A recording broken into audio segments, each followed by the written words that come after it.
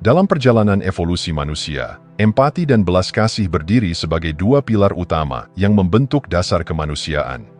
Mereka adalah landasan dari hubungan yang mendalam dan bermakna, tidak hanya antar individu tetapi juga antara manusia dan seluruh ciptaan. Namun, dalam dunia yang semakin sibuk dan terfragmentasi, apakah kita masih mampu merasakan kedalaman empati dan mempraktikkan belas kasih dengan tulus? Empati adalah kemampuan untuk merasakan dan memahami apa yang dirasakan oleh orang lain. Ini adalah kemampuan untuk melihat dunia melalui mata mereka, untuk merasakan apa yang mereka alami tanpa menghakimi atau mencoba memperbaiki mereka. Dalam banyak budaya, empati dianggap sebagai akar dari belas kasih. Tanpa empati, belas kasih kehilangan maknanya. Ia menjadi kosong, sekadar formalitas tanpa jiwa. Namun, apa yang sebenarnya membuat empati begitu penting dalam kehidupan manusia? Empati bukan hanya tentang memahami perasaan orang lain. Ini adalah jembatan yang menghubungkan hati manusia. Ketika kita benar-benar hadir untuk orang lain, kita tidak hanya memberikan penghiburan, tetapi juga menciptakan ruang di mana penyembuhan dapat terjadi, baik untuk orang lain maupun diri kita sendiri.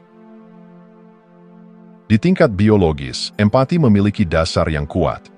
Penelitian menunjukkan bahwa otak manusia dirancang untuk empati melalui keberadaan mirror neurons, yang memungkinkan kita merasakan emosi orang lain seolah-olah itu adalah emosi kita sendiri. Dengan kata lain, empati adalah kodrat manusia. Tetapi mengapa begitu sering kita gagal mengaksesnya? Ego, dalam konteks psikologis, sering menjadi penghalang terbesar bagi empati.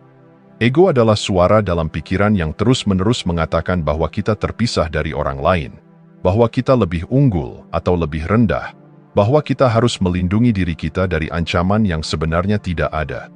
Identitas egois ini membuat kita sulit untuk keluar dari perspektif sempit kita sendiri dan benar-benar merasakan realitas orang lain. Misalnya, dalam konflik, alih-alih mencoba memahami sudut pandang lawan, ego sering mendorong kita untuk memenangkan argumen.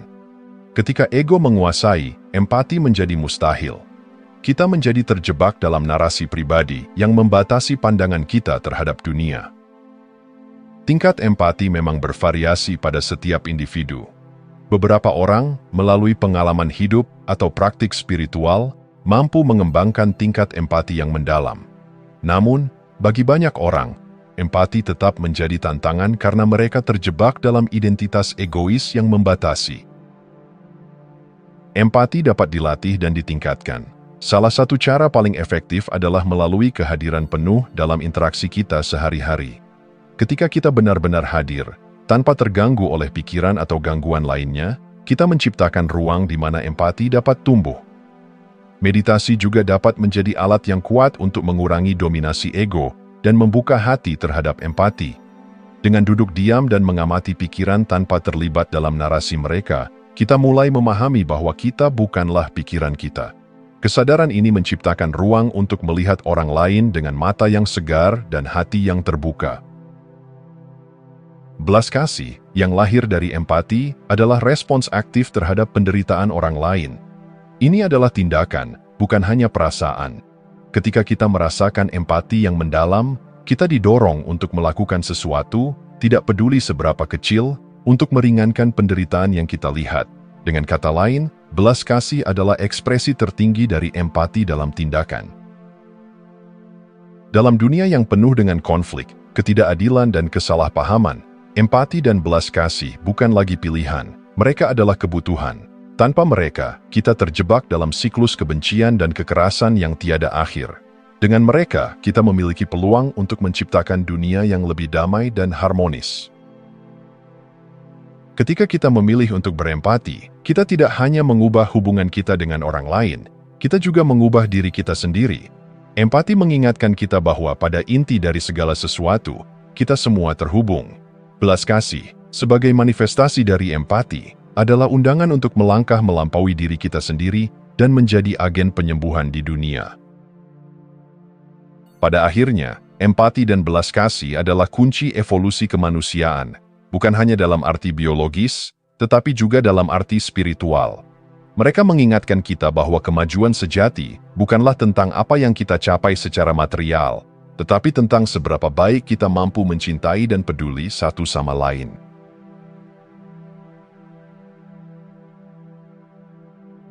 Dalam dunia yang menuntut kesempurnaan, belas kasih terhadap diri sendiri seringkali menjadi konsep yang terabaikan.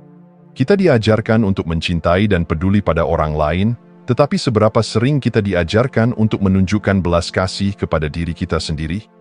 Nyatanya, belas kasih terhadap diri sendiri adalah fondasi dari kesehatan emosional dan kebijaksanaan sejati. Belas kasih terhadap diri sendiri dimulai dengan kesadaran. Ini bukan hanya tentang menyadari pikiran atau tindakan kita, tetapi juga tentang memahami akar dari perilaku kita. Kesadaran seringkali muncul setelah momen reaktif, ketika kita berbicara dengan nada marah atau bertindak secara impulsif.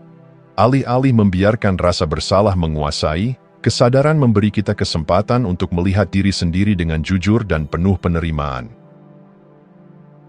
Misalnya, bayangkan Anda mengatakan sesuatu yang menyakitkan kepada orang yang Anda cintai karena emosi sesaat. Rasa penyesalan yang muncul setelahnya adalah tanda bahwa ada ruang untuk kesadaran.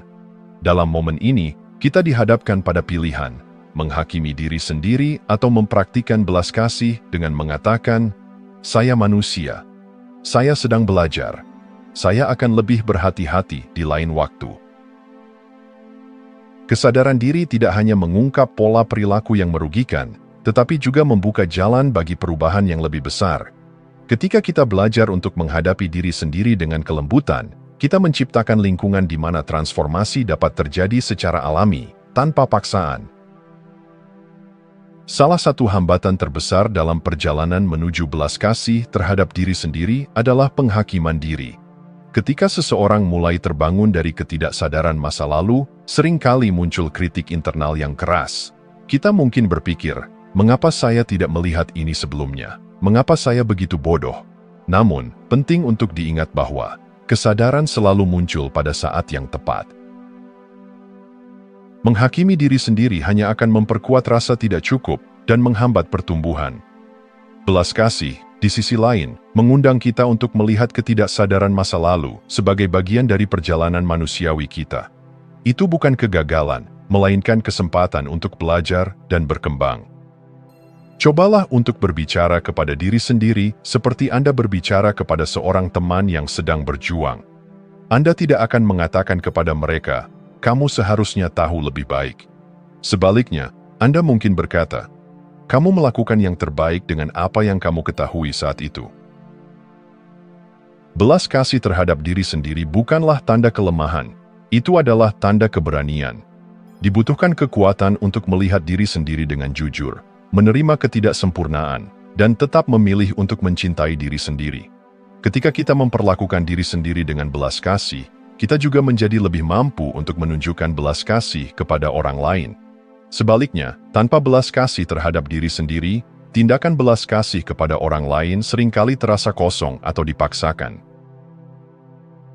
Pada akhirnya, belas kasih terhadap diri sendiri adalah tentang mengenali bahwa kita adalah manusia yang terus berkembang.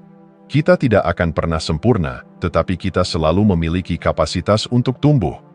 Dengan memeluk diri kita sendiri dengan cinta dan pengertian, kita membuka pintu bagi kehidupan yang lebih damai, penuh, dan bermakna.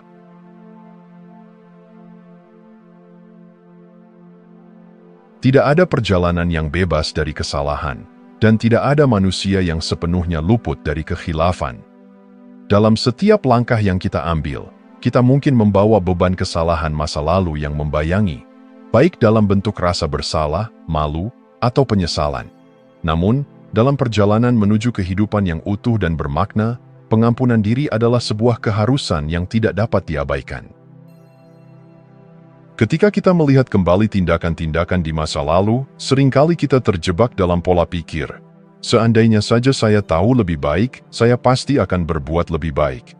Namun, apakah kita benar-benar memiliki kapasitas untuk bertindak lebih baik di saat itu? Setiap tindakan di masa lalu adalah cerminan dari tingkat kesadaran kita pada waktu tersebut. Pengampunan diri dimulai dengan penerimaan fakta ini. Mengampuni diri sendiri bukan berarti melupakan atau mengabaikan kesalahan, tetapi memahami bahwa masa lalu tidak dapat diubah. Apa yang dapat kita ubah adalah bagaimana kita memilih untuk melihat dan belajar dari kesalahan tersebut. Dengan melepaskan penyesalan yang tidak produktif, kita memberi ruang bagi pertumbuhan dan transformasi. Bayangkan diri Anda sebagai seorang anak yang sedang belajar berjalan. Ketika anak itu jatuh, kita tidak akan memarahinya atau mengatakan bahwa dia gagal. Sebaliknya, kita akan menyemangatinya untuk bangkit dan mencoba lagi. Pengampunan diri adalah tentang memberikan dorongan yang sama kepada diri kita sendiri, tanpa syarat. Salah satu jebakan terbesar dalam perjalanan menuju pengampunan diri adalah kecenderungan untuk mengidentifikasi diri dengan tindakan negatif masa lalu. Kita mungkin berpikir, saya adalah orang yang buruk karena saya melakukan kesalahan itu. Namun, penting untuk diingat bahwa tindakan kita bukanlah identitas kita. Ketidaksadaran adalah bagian dari kolektif psikologis manusia. Itu adalah sesuatu yang kita semua miliki, namun itu bukan esensi sejati diri kita. Identitas sejati kita jauh melampaui kesalahan atau ketidaksadaran. Dengan melepaskan identifikasi ini, kita membebaskan diri dari beban yang tidak perlu dan membuka jalan menuju penerimaan diri yang lebih dalam. Pengampunan diri adalah tindakan pembebasan. Ketika kita memaafkan diri sendiri, kita melepaskan rantai emosional yang mengikat kita pada masa lalu. Kita memberi izin kepada diri sendiri untuk melangkah maju tanpa rasa bersalah yang membebani. Namun, pengampunan bukanlah proses instan. Ini adalah perjalanan yang membutuhkan kesadaran, kesabaran, dan keberanian. Setiap kali kita memilih untuk memaafkan, kita membuat keputusan untuk tidak lagi membiarkan masa lalu mendikte masa depan kita.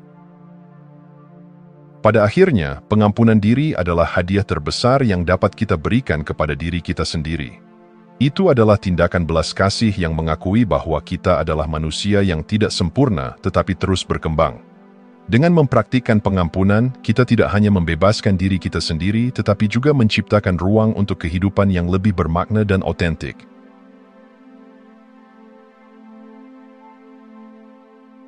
Ketidaksempurnaan adalah kenyataan yang tak terelakkan dalam hidup manusia.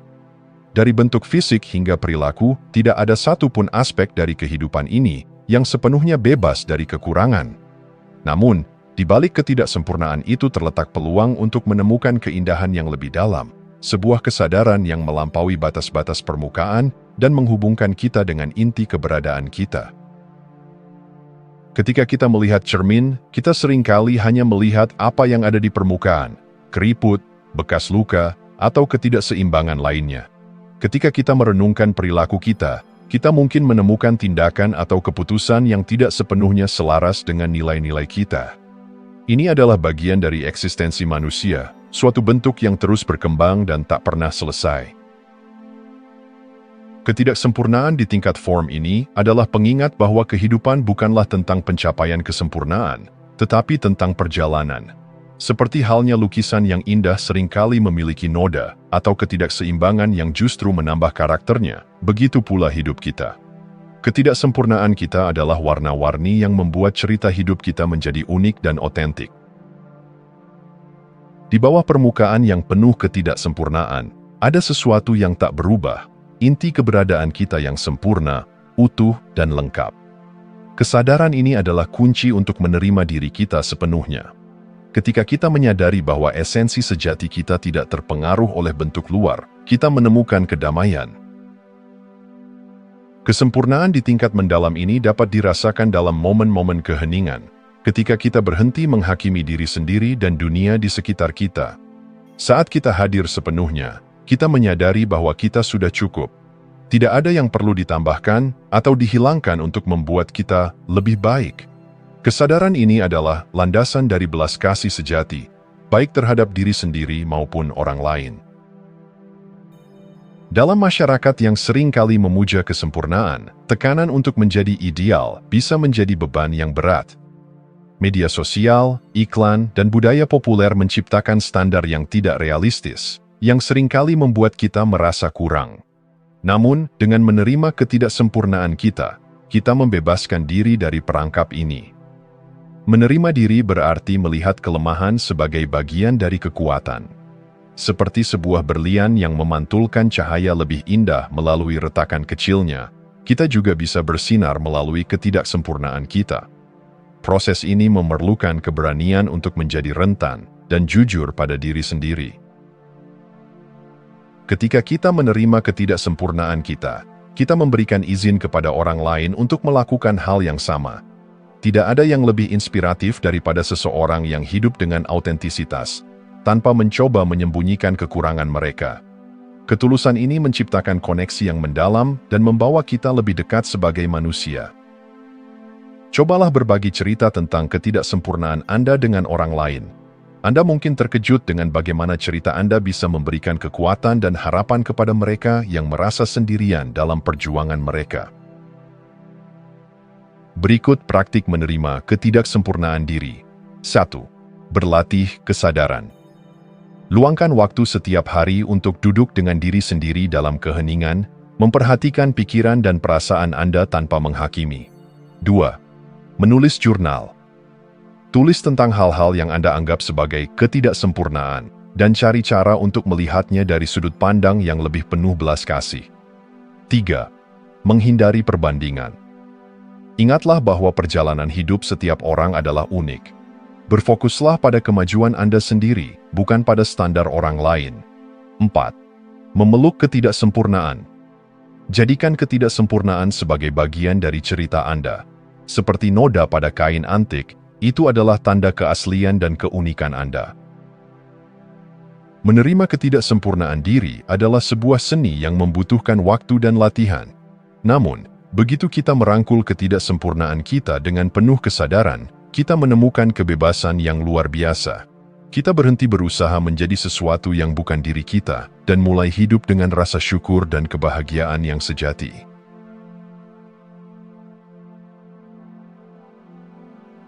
Belas kasih adalah kekuatan yang dapat menyembuhkan luka terdalam dan membangun hubungan yang lebih autentik. Namun, belas kasih sejati bukanlah tentang membiarkan perilaku negatif terus berlanjut tanpa pertanggungjawaban. Ini adalah keseimbangan antara kelembutan hati dan kebijaksanaan, antara penerimaan dan perubahan. Ada kesalahpahaman yang sering terjadi bahwa belas kasih berarti membiarkan atau mentoleransi perilaku yang merugikan diri sendiri atau orang lain. Namun, belas kasih sejati bukanlah tentang menutup mata terhadap realitas. Sebaliknya, itu adalah keberanian untuk melihat kebenaran dengan jelas dan bertindak untuk kebaikan yang lebih besar. Misalnya, jika seseorang melakukan kesalahan yang merugikan Anda, belas kasih tidak berarti Anda harus mengabaikannya atau menerima perlakuan buruk. Sebaliknya, belas kasih dapat memandu Anda untuk menetapkan batasan yang sehat sambil tetap menjaga hati yang terbuka. Ini adalah tentang menjaga keseimbangan antara melindungi diri sendiri dan memberikan ruang bagi orang lain untuk tumbuh. Belas kasih yang bertanggung jawab dimulai dengan kesadaran.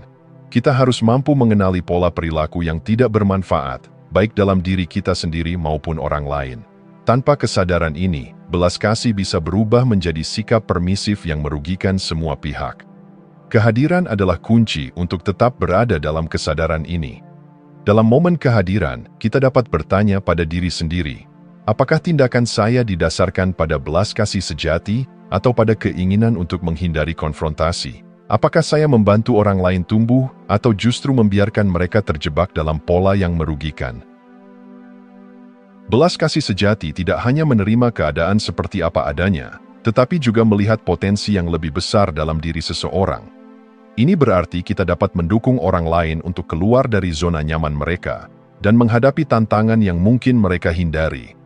Namun, ini harus dilakukan dengan kelembutan dan pengertian, bukan dengan paksaan atau kritik tajam. Ketika kita menghadapi perilaku destruktif dalam diri kita sendiri, belas kasih mengundang kita untuk melihatnya sebagai panggilan untuk perubahan. Alih-alih merasa bersalah atau malu, kita dapat mengakui pola tersebut dengan penuh kesadaran dan berkomitmen untuk memilih tindakan yang lebih selaras dengan nilai-nilai kita. Belas kasih yang bertanggung jawab tidak hanya tentang kata-kata, tetapi juga tentang tindakan. ketika kita hidup dengan integritas dan menunjukkan belas kasih yang penuh kebijaksanaan, kita menginspirasi orang lain untuk melakukan hal yang sama. Tindakan kita menjadi undangan bagi orang lain untuk melihat kekuatan dalam belas kasih dan pentingnya tanggung jawab. Misalnya, jika Anda ingin mendukung seseorang yang sedang menghadapi tantangan, Anda dapat membantu mereka dengan menunjukkan jalan, bukan hanya memberikan solusi. Dengan begitu, mereka belajar untuk bertanggung jawab atas pertumbuhan mereka sendiri. Berikut langkah-langkah untuk mempraktikkan belas kasih yang bertanggung jawab. 1. Refleksi diri. Luangkan waktu untuk merenungkan apakah belas kasih Anda benar-benar membantu orang lain atau justru memperkuat pola negatif. 2. Tetapkan batasan. Jangan ragu untuk mengatakan tidak ketika diperlukan. Batasan yang sehat adalah bentuk belas kasih yang melindungi diri Anda dan orang lain. 3. Fokus pada solusi. Daripada hanya mengasihani seseorang, bantu mereka menemukan cara untuk mengatasi masalah mereka sendiri. 4. Berlatih empati dengan kebijaksanaan. Dengarkan dengan hati yang terbuka, tetapi tetap berpikir kritis tentang langkah terbaik yang bisa diambil. 5. Jadilah teladan.